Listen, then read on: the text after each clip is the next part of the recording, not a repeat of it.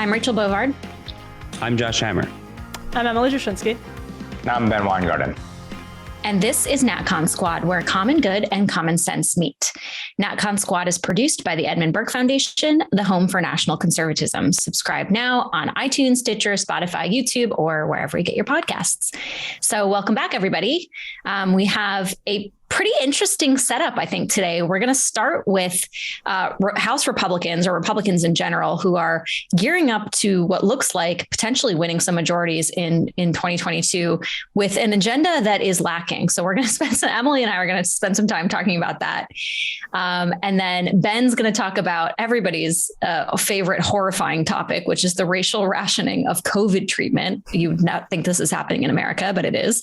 And then finally, Josh is going to close us out by talking about Novak Djokovic's attempt to take on the government of Australia, which I'm definitely here for. So with that, I will kick it over to Emily, I think is going to kick us off. Yeah, sounds good. Thanks, Rachel. This situation is really the tale of two bills, or at least two proposed bills. So news broke this week that Georgia Senator Jon Ossoff is looking to introduce legislation. He's looking for a Republican co-sponsor on a bill that, according to Fox Business, would prohibit members of Congress from holding or trading individual stocks while they're in elective office. It would also make it illegal for lawmakers' spouses and family members to trade stocks while in office. And it might also require lawmakers to put their financial assets in a blind trust. Now, today, as we're recording this, it's Tuesday, Punchbowl News broke the story that Kevin McCarthy is also considering a ban on lawmakers holding and trading stocks if Republicans take back the majority in November. But there's a key difference. Ossoff's bill that is real teeth. This is an issue that people have struggled to legislate and to regulate for a long time. It's a serious issue. This is how a lot of politicians, Nancy Pelosi is a good example, which was funny because she defended it so vociferously as a function of the free market, a necessary function of the free market just a couple weeks ago, has made a lot of money trading stocks in relevant issue areas. Well, she's in Congress. I highly recommend people check out Peter Schweizer's book, Throw Them All Out. Tim Carney covers this in his books as well. So this is like a really serious problem. It absolutely influences the way members of Congress and elected officials think about these issues. It gives them an advantage over the rest of the population. They get really rich off of it. But Kevin McCarthy's proposal, actually, he hasn't sort of decided, according to Punchbowl, what kind of limitations there may be in his bill. He might just force lawmakers to hold only professionally managed mutual funds. Another way would be to bar lawmakers from holding stocks in companies or industries their committees oversee. All right, so that's a much weaker proposal. They just have mutual funds, or they just can't lobby in relevant areas to their committees. There's already the Stock Act of 2012, which we were told was going to have teeth and prevent this kind of thing from happening, and it didn't. My cynical theory, and I'll open this up to the group, is that Kevin McCarthy has seized on this issue because he saw the virality of Nancy Pelosi's Marie Antoinette moment and vociferously defending trading as an essential function of free markets and wanted to capitalize on it. He saw that Ossoff was circulating, and not just McCarthy, but Republican leadership, saw that Ossoff was seriously circulating, looking for Republican co-sponsors on a populist bill that has actual teeth that would actually affect the bank accounts of members of Congress. And he jumped on it to sort of neutralize the Ossoff thing and to say, listen, everyone thinks we're going to take power next year, so we'll do this then, and then we'll have control over it, and it won't be the Ossoff bill. So Rachel, maybe I'll start with you because you worked in Congress when the Stock Act was passed, just to get your thoughts on what this says about the possibility of sort of populist anti-establishment legislation actually working and actually getting passed in 2022. I mean, there's nothing like an issue that exposes the self-interest of members. And I think especially now, when you have so many members who are individually wealthy, because especially in the Senate in particular, you almost have to have some kind of either institutional political support, dynastic support sometimes, or great wealth of your own to even get into the chamber, which sets up the situation that we have now, which is, people benefiting from the knowledge that they have. And to me, this is just like such a black and white issue. It is indefensible, I think, to most people, not even just from a PR perspective, but just from a self-governing perspective, that people should be abusing the inside knowledge they have to enrich themselves. This is the exact opposite of what the citizen legislature was supposed to be. But I think the point about Kevin McCarthy, and I'm going to pick up on this in my segment, though, is that, again, I agree with your theory that he's just honing in on the message to damage his political opponents, less to actually solve the problem. And that's where I think a lot of the failure lies. And it's worth pointing out, there was a great graphic shared about members of Congress who beat the average in stock trades. And you see Nancy Pelosi kind of at the top, but there's Republicans that are besting her.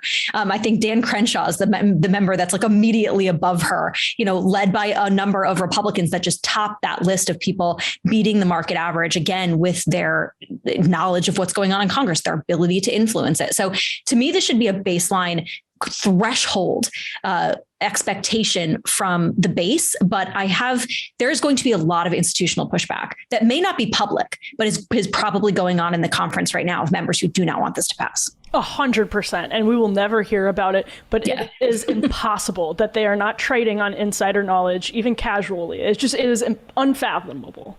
Yeah. So I guess just two quick points come to mind. One is just like a very simple level here. It is really unfathomable that we're having this conversation. I mean, how has this not been enacted years and years ago? And I vaguely remember when the Stock Act was kind of being floated around. I think it was around the time that Boehner and Cantor were in GOP leadership, right? It was I remember that a little bit here, but I mean, look, I think back to when I was working at a big law firm, when I was working at Kirkland Ellis in Houston, Texas, one of the 10 biggest law firms in the country, the world, whatever the relevant metric is. I was not allowed to individually trade stocks without getting firm approval when I was literally at a law firm, because that's the nature of a law firm. You represent clients, you got to make sure all that. So I basically could only invest passively, in ETFs, mutual funds, and things of that nature. I mean, if those rules are being applied ethically at the micro level of a law firm, then why in the name of God should U.S. congressmen and U.S. senators who are legislating on these very issues possibly be any different? So that just, it's stupefying and dumbfounding to me. The fact that we're even kind of having this discussion, I think, shines a spotlight exactly on what Rachel said, which is just this perception. It's an accurate perception that the ruling class, of the elites in the corridors of power inside the Beltway, just simply do not always have the best interests of we the people at heart, and they're always seeking to kind of game the system. This is literally all the kind of the worst of Washington D.C. embodied in one issue. So the entire thing is kind of it's yucky. It's oleaginous, I would say. It's slimy. It doesn't feel right. The second kind of quick point I'll make here, there actually is a so-called quote unquote case for legalized insider trading. I'm sure all of us have kind of heard this case being made from our libertarian friends. I remember one of my law professors, Todd Henderson, who's a friend of mine. I mean, he was kind of a libertarian kind of corporate law professor. He has made this argument. It's a non-frivolous economic and legal argument if you accept the basic premise that the stock market solely exists to maximize efficiency, right? Which is kind of this necessary. This is a three cheers for capitalism kind of market fundamentals view that I think NatCon kind of fundamentally rejects, but it is a non-frivolous argument. I guess one thing that I'm going to be curious to hear is whether anyone in the Republican caucus kind of has the intellectual honesty, not necessarily kind of the moral or the virtue, but the intellectual honesty to actually kind of forthrightly make that. You can kind of see maybe if Ron Paul were still in Congress, maybe he could kind of get there and kind of make that kind of fundamental argument, but I don't expect that. That is basically the only kind of intellectual, I think it's wrong, but it's the intellectually honest argument for actually insider trading. But if you don't make that argument, that's it. I mean, this should be an open shut issue, honestly. Yeah, so I just want to highlight that the whole ruling class issue here, there's another angle to it, which is that members of Congress exempt themselves all the time from the policies that they impose on hundreds of millions of us, all of us, essentially. We've seen, of course, there's no better sort of split screen of ruling class elites out having fun at restaurants, et cetera, while they're served by the help in masks. And this is just one other representation of that. So it is sickening that members of Congress are evidently trading within the very sectors, of course, that they are regulating. To Josh's point, I used to work in financial services, of course, the most directly linked industry to financial trades. And obviously, any trade that you would ever want to execute, you'd have to run by a compliance officer. You couldn't trade in almost anything.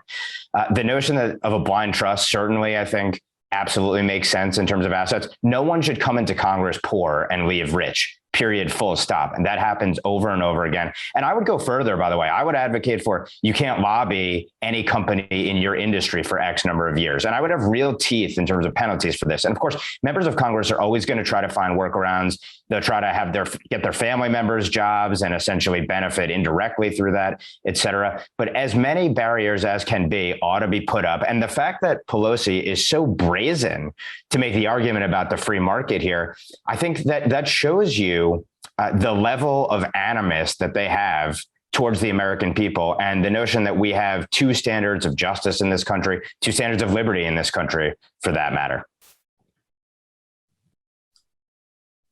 I'm sorry, go ahead. Go for it, Rachel. I was just going to see if anyone has final thoughts.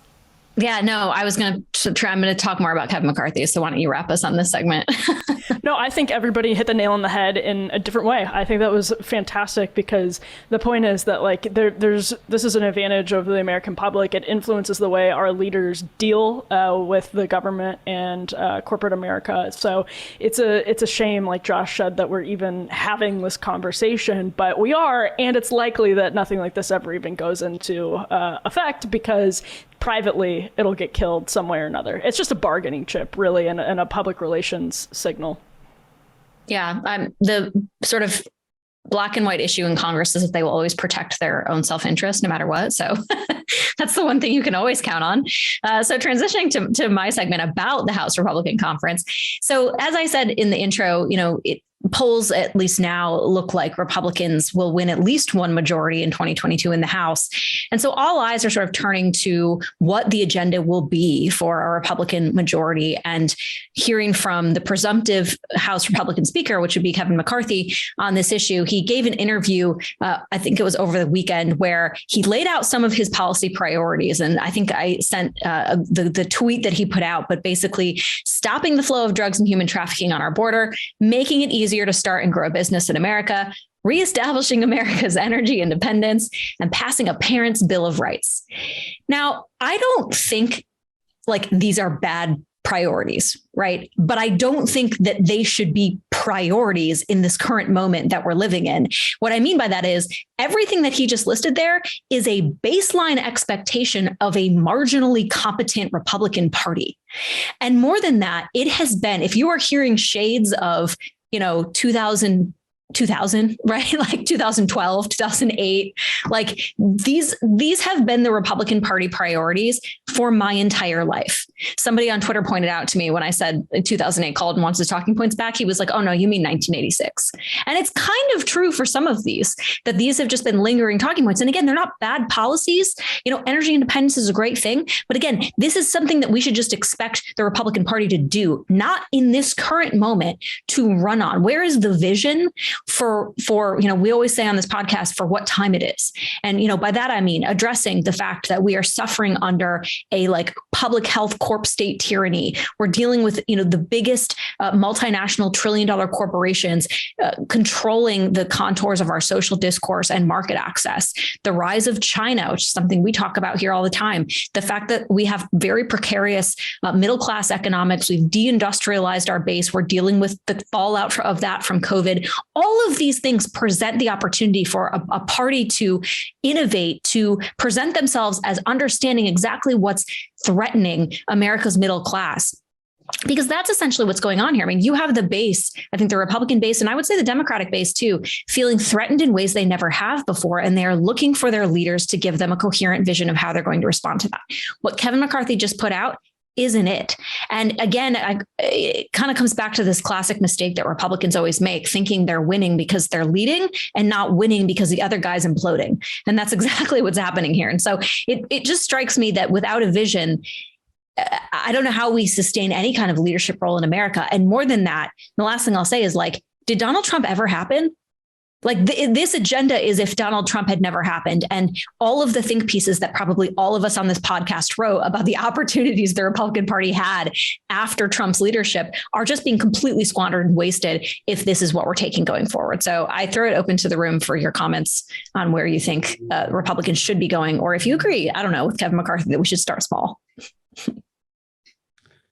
So I guess I'll hop in first. So we're recording this on Tuesday. This morning, Governor DeSantis here in Florida gave his State of the State address up in Tallahassee, and I think the contrast is notable between kind of what Kevin McCarthy said and kind of the agenda that Governor DeSantis outlined this morning. I watched the entire speech. Hopefully by the time this podcast is released, our good friend Dave Riaboy will have written an op-ed for me about it for Newsweek, but we shall see if Dave delivers on that product.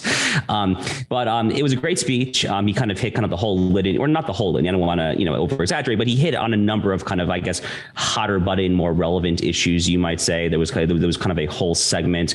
DeSantis had some policy kind of incentivizing police officers and law enforcement to relocate here. There was like a lot of kind of like back the blue, stand by the blue, defeat anarchy, defeat kind of riots and looting and all, trying to paint obviously a stark contrast between the leadership here and what's happening out in California and San Francisco with the vandals and the looters and all that.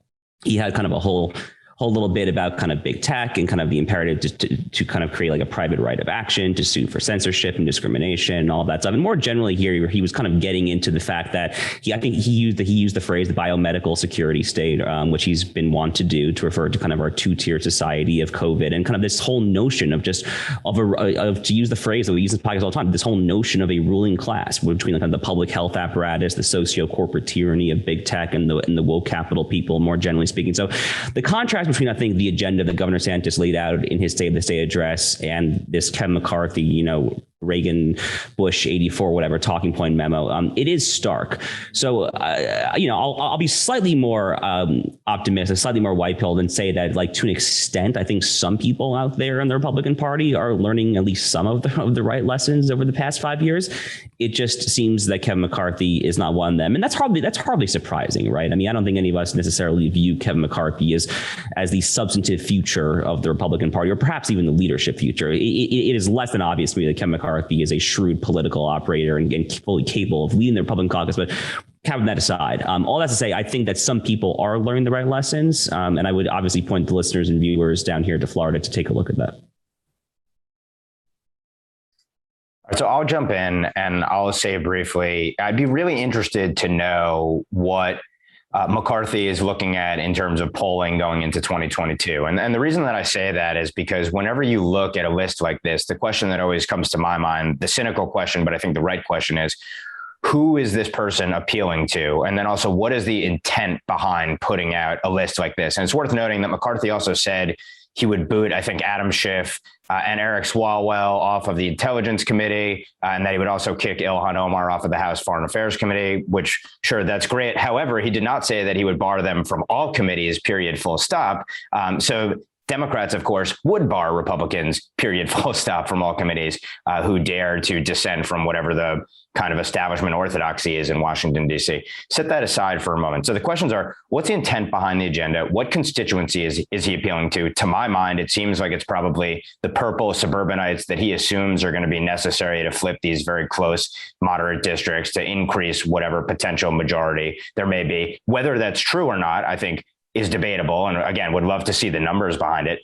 Then it gets to the substance of the question, setting aside the politics for a second. I mean, what does McCarthy believe are the greatest threats to America right now? Is it the regime of wokeism and scientism that is crushing and seeking to turn half the country into terrorists? And while those same people are also supporting communist China, so we're kind of getting assaulted from both ends. Does he view it that way? And to the extent he does, like, shouldn't you be making the case to Americans that this is what time it is? Here's the consequence for American life, and here's the agenda that we're going to put forth to defend you against this onslaught. And the last point I'd make is, Jim Banks, the chair of the Republican Study Committee, put out a memo where he sort of talked about the idea that Republicans have been presented a golden opportunity, and not something that they earned, but as a consequence of Trump, to pursue a nationalist, populist sort of conservatism, which could, of course, include any number of these points that McCarthy raised. But it does not have the same flavor, tone, tenor to it. And it's clear that he was not speaking to the MAGA base that's the core of the party, even if the Republican establishment doesn't like it. So I wonder if it's a short-sighted attempt to appeal to a purple minority, and also maybe implicitly reflects a view that MAGA can sort of be taken for granted here. And I don't think any party should ever take for granted any part of their constituency. But I think it's very clear that they need to make a broad, overarching case to the vast majority of the Republican Party, as well as the rest of Americans as well. My take is slightly more optimistic and then slightly less optimistic, in the sense that I actually did see a reflection of sort of new rights, or like the shifts in the conservative base in this, in that they included the Parents' Bill of Rights, this like major culture war piece of fodder. But it's more pessimistic, because to me, if you're just going to sort of give lip service to something like that in a larger list that clearly is not focused on what it needs to be, like just sort of paying lip service with one of your bullet points to something like that, when the problems are so much widespread. There's like literal racism being taught in schools. Like, this is not just about parents' rights to see curricula. This is about something so much. This is like institutionalizing actual racism that people shed blood, sweat, and tears in this country to prevent from being institutionalized and to remove from our institutions. So I think, also when you're talking about like what the base is interested in, small business is the Republicans' way of saying that they're working on like income inequality, wealth inequality, all of these issues that are really serious in our economy, monopolization, deindustrialization. They'll say, we removed the barriers to entrepreneurship. And hey, that's awesome. That absolutely does address inequality, wealth inequality. I shouldn't talk about income inequality like a Marxist, wealth inequality.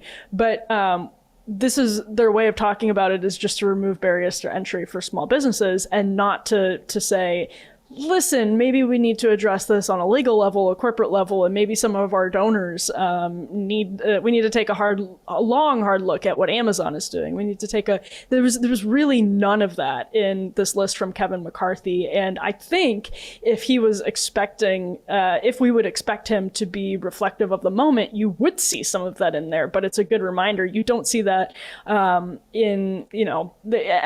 again, that's something Democrats pay lip service to. Republicans have been worse about even paying lip service to it, as this shows.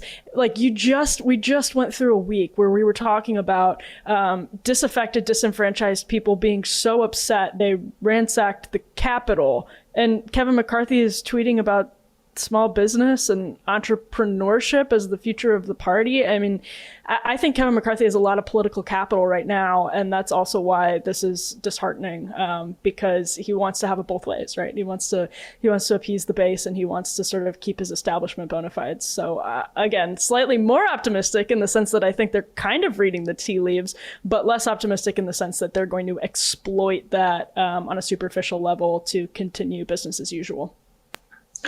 Yeah, my issue with Parents' Bill of Rights, it'll be like a sense of Congress. It'll have no actual statutory effect, nor will it be enforceable in any possible way. But they'll just be like, look what we did. So, kind of like the insider trading issue. Like, we can dance around it without actually doing anything. So, but with that, we'll kick it over to Ben to talk about this. I can't believe this is happening in America, but racial preferencing on COVID treatment. Yeah, and when do you think this would be something that Republicans would be talking about, to go back to the last segment?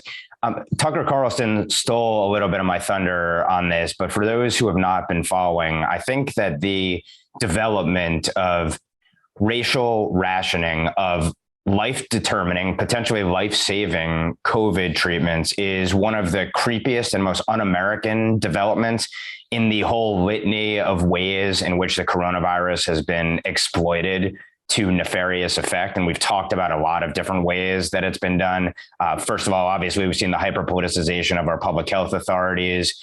flip-flopping, as we've seen to great effect on all manner of issues that used to get people banned from social media. Of course, they've used the coronavirus to ban people who dissent from social media. But this, I think, represents the apex to date of, and the confluence also of the wokeism and scientism joint regime under which we've been laboring now for more than 2 years. I also think it's worth putting this racial determining the allocation of life-saving treatments, which are in limited supply on the basis of race, flows directly from President Biden's agenda, of which on the first day he issued an executive order talking about the imperative for a whole of government effort to affirmatively advance equity, which is, of course, in opposition to equality, including under the law. This also, it's worth noting, there have been at least one hospital which has talked about a pilot equity program to preferentially treat people on the basis of race. So this is part of a much broader effort, and also, by the way, an effort to cordon off entire areas of medical inquiry under the guise of inequality and basically piety to wokeism. So putting all that context in place, it's worth ticking through briefly what these policies are. And they're in places as diverse as New York, Minnesota, and Utah. So in New York, for example, the state has deemed being non-white a quote unquote risk factor that gives certain COVID patients priority. It automatically helps them meet one of the criteria for eligibility to receive new oral antiviral treatments, again, when there's limited supply. So Glenn Greenwald has written about this. He says that this means that a healthy 20-year-old Asian football player or a 17-year-old African-American marathon runner from a wealthy family will be automatically deemed at heightened risk to develop serious COVID illness, making them instantly eligible for monoclonal treatments, while the white person of exactly the same age and health condition from an impoverished background would not be automatically eligible. Minnesota has a BIPOC, that is non-white status disclaimer, that basically gets you priority for receiving their part of a limited allocation of monoclonal antibodies, according to the state's so-called ethical framework calculation. Now, how Orwellian is that this is somehow ethical?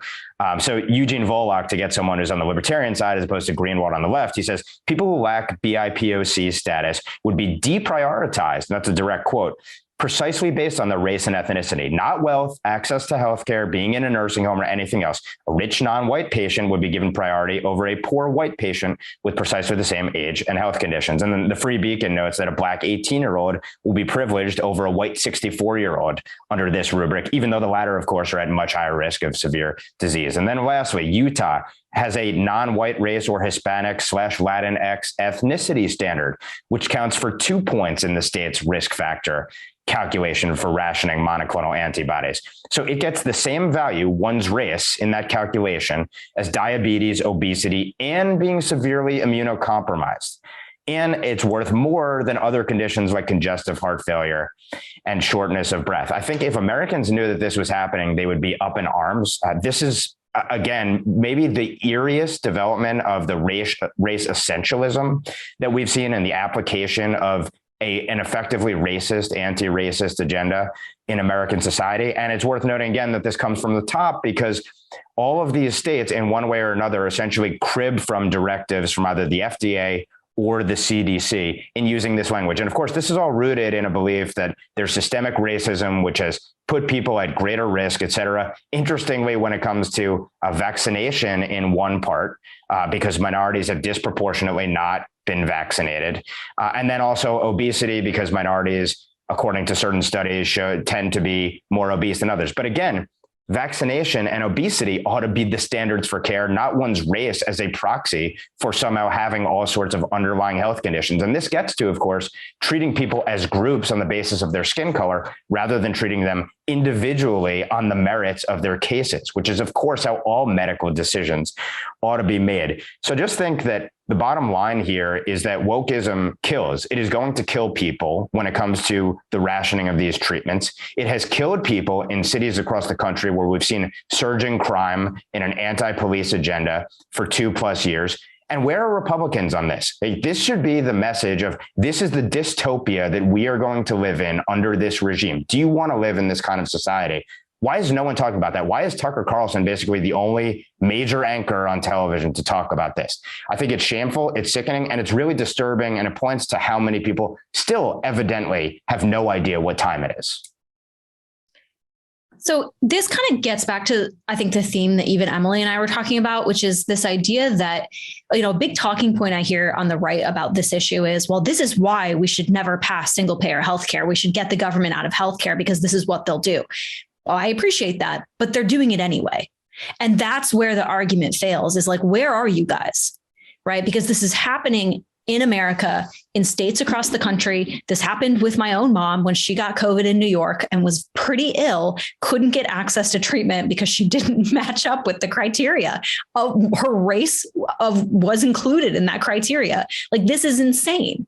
And yet this is happening. And this is, again, where the Republican Party has to go aggressively defend its base, aggressively speak out against things that just do not comport with what this country stands for. That's not big government. That's simply like just a defense of human flourishing. And that's what we're missing here. So I guess two things come to mind. The first point I'll just piggyback off of what Rachel said there.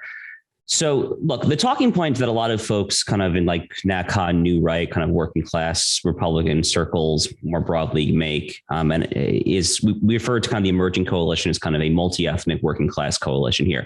And there's reason to be extraordinarily bullish on that. I think we did a segment maybe a month or two ago about kind of the new polling from the Wall Street Journal and other outlets suggesting that the Hispanic vote is coming over to the GOP in droves. We'll see how long that lasts. Republicans are known to mess this sort of thing up every now and then, but it's certainly encouraging. At the same time, I remember when I wrote my column, basically using that kind of now like catchphrase in the title. Our friend Saurabh Sharma kind of came to me and was like, "We need to talk." And I was like, "Well, what do you want to talk about?" And he was like, "Well, this may or may not be true, but like too many people are using this as kind of like a virtue signal-y way to try to say to elites, oh, don't worry about the fact that like our voter base is X% white." So to Rachel's point here, it is important for Republicans to kind of become realistic about the fact that now and probably for the foreseeable future, the Republican Party is and will be a majority white party, and there is nothing wrong with that. Okay, that is the most important thing, is to kind of make sure that we understand that while it's great to get more Hispanic support, more Black voters, Asians, whoever, the Republican Party is structurally a white majority party, and there is absolutely nothing intrinsically wrong with that. The second point that I want to make here, to kind of put my lawyer hat on for a second, where the hell are the quote unquote conservative public interest litigation law firms filing Equal Protection Clause 14th Amendment lawsuit after Equal Protection Clause 14th Amendment lawsuit? This stuff is, unless I'm misunderstanding what's going on here, this is flagrantly unconstitutional under existing Equal Protection Clause doctrine. If you are categorizing people based on race, that puts you immediately into what lawyers would refer to as quote unquote strict scrutiny category under extant long running Supreme Court 14th Amendment doctrine. This stuff should be nullified and gotten rid of in the court system immediately. So the fact that it has not already done so, I think, speaks very ill of the right's existing quote unquote conservative public interest litigation infrastructure and how it's currently not serving conservative ends. There are a lot of conversations on the right, and rightfully so, about what happened when we actually passed the Civil Rights Act of 1964 and the sort of legal issues that created something with extremely positive ambitions that then opened up the door for what Josh just mentioned, which is that our legal system has been exploited to allow neo-racism to creep back in the door through things like critical race theory, which when they are taught, and we've seen the sort of diluted versions of CRT that are peddled around elementary schools, it's abject racism. There's really no other form for it. It infuriates many Black and Hispanic and Asian parents. It's a multi-racial piece of objection. And I think that's a very, very good point. I remember I did a segment on Rising a few months ago that was kind of roundly mocked on the left, on the online left, capital O, capital L, that the question in the headline was, is cancel culture literally killing us? Which, if you live in Brooklyn seems funny, right? Like, look at these MAGA rubes who think cancel culture is so real, like we're all dying from it. It's a lethal threat. Well, you know what it actually is, exactly because of what Ben is talking about, is that it's seeped into our medical infrastructure. I was talking at the time about a report that Katie Herzog did for Barry Weitz's newsletter, which I think we talked about here, where doctors were letting this affect the way they cared for patients. Not all research was getting done for fear of losing careers. This is a life and death issue. It is a working class issue because the people who have the most to lose are the people who cannot financially afford to speak out because they would lose their jobs. And it's a serious, serious problem. And so, you know, the Republicans love to exploit it. They love to pound this drum, but I'd love to see them actually put their money where their mouth is and tackle the issue with more fortitude than they have. Okay, so let's end here, and I guess what is simultaneously a lighter-hearted and a more heavy-hearted topic at the same time, of course, which is the ongoing and still yet unfinished saga of Novak Djokovic versus the authoritarian, biomedical, tyrannical state of not some third world dictator tin pot country in sub-Saharan Africa, but Australia. So to kind of like lay the scene here, I will assume that the audience does not have necessarily a high degree of familiarity with the way that tennis works. So tennis has 4 marquee events in the year, known as majors or Grand Slam events. The Australian Open, which is in January of every year. That's obviously winter up here. It's summer down in Australia. That's kind of the first Grand Slam event of the year. Novak Djokovic, who's the number 1 player in the world right now and has been one of the most dominant players in tennis for the past 15, 20 years, is the winningest player in the history of the Australian Open. He has won it 9 times. He is the 3-time defending champion here. He is from Serbia. He kind of grew up in kind of a very blue collar setting. Serbia was a war torn country when he was growing up there. It's kind of a rags to riches story. Our friend Jordan Schachtel in a recent Substack post referred to Djokovic as kind of the people's champ for various reasons and all that he's doing.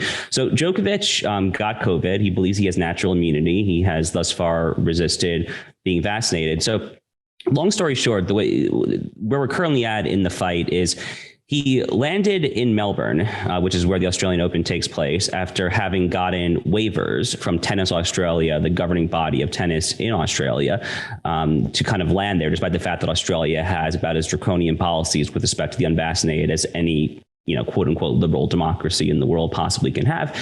And he didn't get in. He initially was denied. He was kind of detained at a hotel in Melbourne, where they kind of put various other, prospective illegal immigrants, people who don't have proper visas. A judge in their judiciary ultimately overturned the border force's administrative decision and said that this was unnecessary, that he did indeed have a valid medical exemption. So then he was let in. It looked like we were all good to go. But the latest, as of the day that we're recording this, is that the Australian Border Force, that's kind of their equivalent of, the Border Patrol or Customs and Border Protection, whatever, is now looking again to see whether he actually allegedly lied on his entry form, because apparently due to their current COVID protocols, you have to have stayed in one country for the previous 14 days prior to arriving on Australian soil. And it looks like there is like a photographic paper trail of sorts showing Djokovic being in both his native Serbia and Spain. So now it's back in the hands of the border force from the judge. They're going to look at this, and the possible penalty here is deportation and up to 3 years of being banned from re-entering the country, re-entering Australia. Again, bear in mind, he is the winningest player in the history of this country's most famous sporting event, including the 3-time defending champion here. So this tournament starts on Monday. Tennis tournaments always start on Monday. So we'll see what happens between now and then, but it is quite literally currently in limbo. It is still being decided. So I guess I'll kind of just kick it open to thoughts here. I mean, there's a lot to break down about what Australia has done. More specifically, it's really kind of harrowing stuff. Obviously, it has turned a lot of kind of erstwhile anti-woke allies, kind of like Claire Lehman at Quillette, who lives in Sydney. She has become an apologist for the Australian regime. I don't know how else to say it as far as kind of COVID policies. So it's kind of made a lot of people down there seemingly go haywire. So I'll kind of just kick it open for everyone's thoughts on this. I mean, what do you make of Djokovic trying to kind of shine a spotlight on the Australian biomedical security states policies? I mean, this is kind of what has to happen. right? Like how many Novak Djokovic's exist, but don't have his kind of platform to like make this point, right? I mean, not everyone's a brilliant tennis star, but I'm just saying like there are people being punished by this regime and he's like kind of speaking out for it. But this is like everybody's future, I think, unless this issue is addressed, unfortunately. And like, this just speaks to the need to actually shut these public health people down. It is amazing the amount of power that they've had. Yeah, I don't like to lionize athletes. Like the left loves to use athletes and actors, et cetera, to somehow lend legitimacy to their positions. But of course, taking positions that are clearly unpopular with the ruling class actually does take some courage. So like Aaron Rodgers, who, by the way, I'm a huge Minnesota Vikings fan, so I loathe Aaron Rodgers in any other context. And we'll see what Emily has to say about that. But I had no idea you were a Vikings fan. Well, I had to keep that below the surface, lest we have a huge battle over it. Oh. Although it's a one-sided battle because, we're a joke right now. But always. Yeah. Okay. Fair enough. Set that aside. Although we did split against the Packers this year. But all that said, Aaron Rodgers, loathe him under any other context, but it takes real courage to go out there and to flout the NFL's rules, attack the journalists who have a lot of power when it comes to football, including potentially, I guess, threatening his MVP bid over it. And there were rumors, which I think proved false, of course, but nevertheless, which made for interesting banter that he might actually threaten to sit out the Super Bowl absent changes of NFL policies, which that would seriously be game changing in this. So I hate to appeal to athletes, but athletes really can move the needle. And it really takes infinitely more courage to go against the public health authorities, the medical establishment, our political class than it does to take a knee. So, kudos to Djokovic on this. Kudos to him for also exposing Australia's even more egregious biomedical security state. I mean, setting aside the insanity that we're dealing with this at a time where we know that the vaccines, as our public health authorities tell us, are basically ineffective against this variant in terms of preventing infection and transmission and et cetera. And, Pfizer CEO out there talking about, well, 2 shots really doesn't provide protection for this. You really need a third, et cetera. So like against the backdrop of the science not backing the case and then the tyranny that we're seeing in Australia, it just makes it all the more absurd and shocking and scary and disturbing that we find ourselves in this position. The last point I'll make is what's in the water with the tennis players, because also the Women's Tennis Association going after China over the tennis player there, Peng. I guess kudos to the tennis players out there. I'm going to read a quote from Piers Morgan. He tweeted this on January 5th. The Djokovic saga is not about whether you believe in COVID vaccines, but whether you believe famous sports stars should play by the same rules as everyone else. He has the right not to be jabbed, and Australia has the right to chuck him out for making a dodgy visa application. And I really think that's how these sort of elites are formulating their takeaway from a situation like that, which is, yeah, sure, you go off, you don't have to get the vaccine, it's fine, but we can sort of do what we're going to do too.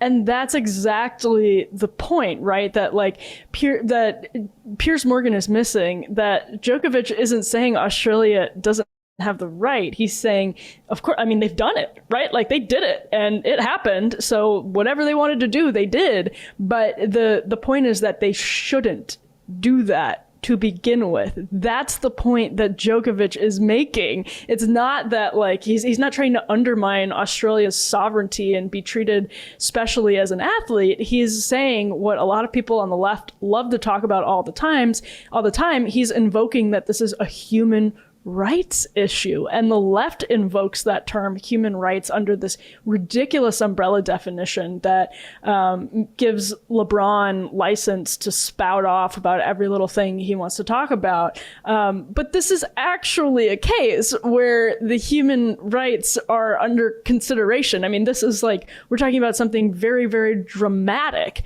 And I mean, without, I would say, modern precedent.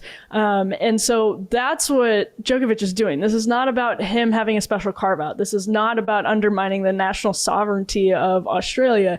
This is about a policy, protesting a policy that I can't even believe we're talking about. And everybody except for Alex Jones 10 years ago would have said that's never going to happen. That just wouldn't fly in a country like Australia or in the Western world. And so while the elites are sort of stewing in their own insular bubble mentality, they're missing a much, much, much bigger picture. Yeah, I think we can kick it to final thoughts. And mine is just to pick up on something Emily said, which is this notion of rights, because I hear this a lot from people on the right who are like, well, businesses have the right to put in vaccine mandates and schools have the right to teach racism and there's nothing you can do about it. And it's like, no, the classical view of rights is always that there are some intention with others. And when that is the case, conservatives have always said human flourishing wins in those cases when it's a tension between market freedom and individual freedom or things like this. And it reminds me, I read recently a piece by Aaron Wrenn in American Affairs. I finally got around to reading it. And I think he articulated this principle really well. He went through the state of Indiana where he lives, one of the sort of fiscally freest states in the country, innumerable red state policies for business, but whose citizenry is not flourishing in the economic sense, right? Their wages aren't going up. They're seeing a lot of out-state migration, people leaving the state, a lot of low-wage workers without sort of substantial benefits and not really climbing the ladder. And he's making the point that, yes, free market economics is fine and good and should be a focus for conservatives and Republicans. But at the end of the day, to be an effective policymaker, and I think this ties together a lot of the segments we're talking about, you actually have to work for your citizens, to deliver tangible benefits to your citizens, to work to improve their lives. This idea that people, especially in this modern era where people are threatened by these, large and impersonal forces over which they have no control in a globalized economy, it is incumbent upon the legislator to address what's actually affecting its citizens. And I think this is a lesson for state policymakers. And you're seeing people like Ron DeSantis rise in popularity because he gets this. And, other like Kevin McCarthy, who clearly doesn't in this moment. And this, I think, is going to be the dividing line that separates effective Republican politicians from those who just continue sort of this blasé, passive nothingness of the past 30 years. I'm sort of disturbed by Rachel's insufficient level of insufficient appetite for occupational licensing reform. Because that's what I just got from all of that. Has Indiana... It's what will save us is hair braiding. Has Indiana considered relooking their occupational licensing laws? And by the way, occupational licensing laws are absolutely fine. They're over the top. It's absolutely something that can contribute to flourishing. And I think what we're sort of doing like two ships in the night, passing each other like two ships in the night, is that I think the anti-populist right or the establishment right and the libertarian right miss that there are people on the new right that don't dispute that love occupational licensing reform and that believe deeply in it. Rachel worked for Rand Paul.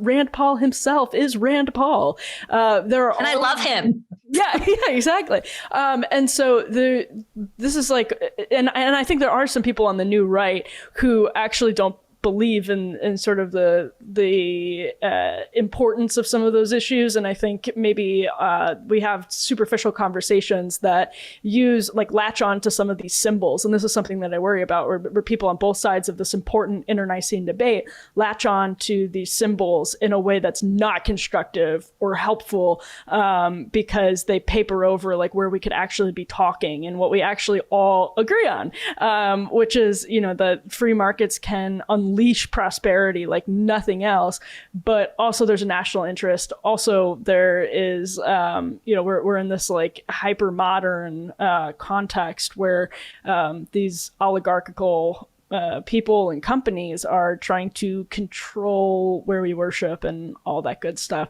So I wish this debate were sort of more constructive, or at least I wish we could at least all come to the table in good faith. I think a lot of people on the new right have been sort of dismissed. And I think that happens a little bit in the other direction as well. But to Rachel's point, it's sort of disappointing sometimes that we can't at least all open our eyes and be like, we actually are at the same starting point here, because some people refuse to reprioritize, if that makes sense. They're still prioritizing some of these reflexive conservative instincts. And it's not that people don't agree with that. It's that their priorities have shifted. And I think for good reason, as we talk about here every single week.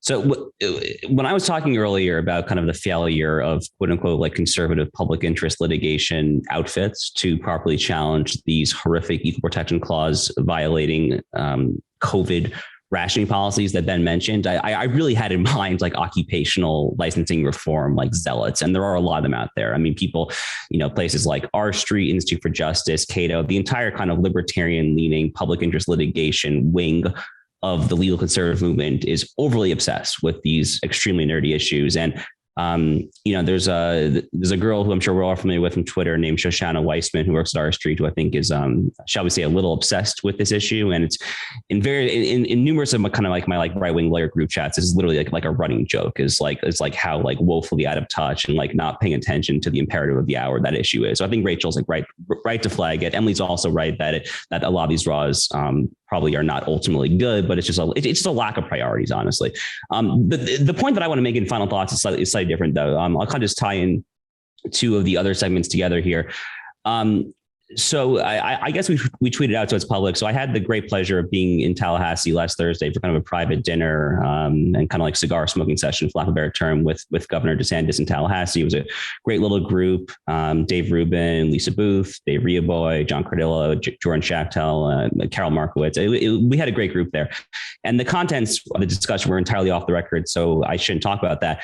But what I will say, and kind of just summarizing, and this is nothing that isn't public already, is that the governor is laser focused on the biomedical security state. And he is laser focused on preventing the deplorables from being subjugated by the public health apparatus in general. And all that entails, whether it's monoclonal, whether it's mandates, whether it's vaccination itself. He is looking in Florida. We have a new Surgeon General who the governor is very fond of, who certainly gets it on these issues. I would encourage you guys to follow him on Twitter. He's a fun follow. And if you kind of just look at that and you tie it into what's happening with Djokovic down in Australia, it kind of really just emphasized that like the biomedical security state and the way that kind of interacts with kind of socio-corporate tyranny, that is the defining issue of our time. Okay. Like that, right. At least domestically speaking. I mean, we can make a pitch that internationally speaking that, China is the issue of our time, but domestically speaking, the biomedical security state and the way that interacts with kind of the big tech oligarchs and socio-corporate tyranny more generally to create this kind of two-tiered society where oligarchs and the ruling class can use these various means to kind of subjugate people at their will. That is the issue of our time. January 6th is a very convenient hook for that, as Ben has written about at great length. So I guess when we're talking about like if we on the right understand what time it is, I think that is the basic way of framing the question in order to ultimately answer it. But Ben, I'll kick it over to you on that note, because obviously, January 6th just happened. That's a perfect kind of hook for this kind of two-tier society. Yeah, I won't make the same argument that I've been making for a year now, and I guess almost a week, about how January 6th would be used as the catalyzing event, exploited to portray half the country as domestic terrorists, and then use that to crack down on that half of the country using every lever of power. And maybe next week's episode, we'll talk about some of the testimony that happened here, a kind of remarkable testimony in the Senate Judiciary Committee, where FBI and DOJ officials were questioned with respect to the investigative and prosecutorial vigor and rigor around January 6th. Set all that aside, I think it's a clear contrast that we see, and one that ought to be held up by every single normal, non-progressive, patriotic American, of what's happening in Florida and the stand that Djokovic is making versus what we see in the racial allocation of COVID treatments. And I think the one of the questions for those who understand what time it is, but it should not be a rhetorical question. This should be a question that's posed rhetorically, but also that is exposed, because I do think that there are answers to it, is if governments can allocate treatments on the basis of race, when race has nothing to do with one's health, what else can government dictate on the basis of race?